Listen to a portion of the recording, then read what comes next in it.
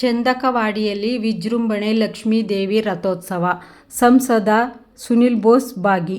ಚಾಮರಾಜನಗರ ತಾಲೂಕಿನ ಚಂದಕವಾಡಿ ಗ್ರಾಮದಲ್ಲಿ ಲಕ್ಷ್ಮೀದೇವಿ ರಥೋತ್ಸವ ಶುಕ್ರವಾರ ಸಡಗರ ಸಂಭ್ರಮದಿಂದ ನೆರವೇರಿತು. ಗ್ರಾಮದ ದೇವಸ್ಥಾನದ ಮುಂಭಾಗದಲ್ಲಿ ರಥವನ್ನು ತಳಿರು ತೋರಣ ಹಾಗೂ ಬಣ್ಣದ ಬಟ್ಟೆಗಳಿಂದ ಶೃಂಗರಿಸಲಾಯಿತು.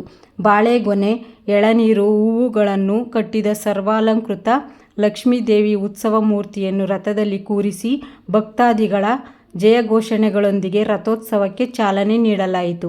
ಸಂಸದ ಸುನಿಲ್ ಬೋಸ್ ಅವರು ಶ್ರೀ ಲಕ್ಷ್ಮೀದೇವಿ ಅಮ್ಮನವರ ರಥೋತ್ಸವದಲ್ಲಿ ಭಾಗವಹಿಸಿ ಲಕ್ಷ್ಮೀದೇವಿ ದರ್ಶನ ಪಡೆದು ಮಾತನಾಡಿ, ಶ್ರೀ ಲಕ್ಷ್ಮೀದೇವಿಯು ಉತ್ತಮ ಮಳೆ ಬೆಳೆ ತಂದು ಎಲ್ಲರಿಗೂ ಒಳಿತು ಮಾಡಲಿ ಎಂದು ಪ್ರಾರ್ಥಿಸಿದರು.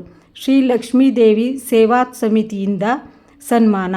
ಶ್ರೀ ಲಕ್ಷ್ಮೀದೇವಿ ಅಮ್ಮನವರ ಜಾತ್ರಾ ಮಹೋತ್ಸವದಲ್ಲಿ ಭಾಗವಹಿಸಿದ್ದ ಸಂಸದ ಸುನಿಲ್ ಬೋಸ್ ಅವರನ್ನು ಶ್ರೀ ಲಕ್ಷ್ಮೀದೇವಿ ಸೇವಾ ಸಮಿತಿಯ ಪ್ರಸನ್ನಕುಮಾರ್, ಸಂತೋಷ್, ಮುದ್ದುಮಾಧು, ಪೃಥ್ವಿರಾಜ್, ಶಿವರಾಜ್ ಸನ್ಮಾನಿಸಿದರು.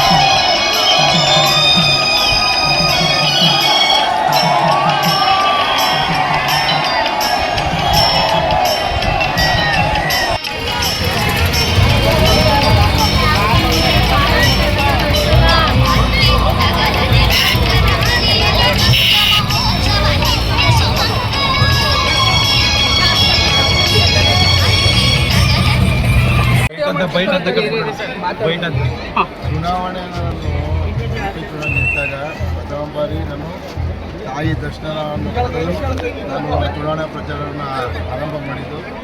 ಕಳೆದ ಸಲ ಬಂದು ತಾಯಿಯ ಆಶೀರ್ವಾದ ಪಡೆದುಕೊಂಡಿದೆ. ಈ ಸಲ ಬಂದು ತಾಯಿ ಆಶೀರ್ವಾದ ಪಡೆದಿದೆ.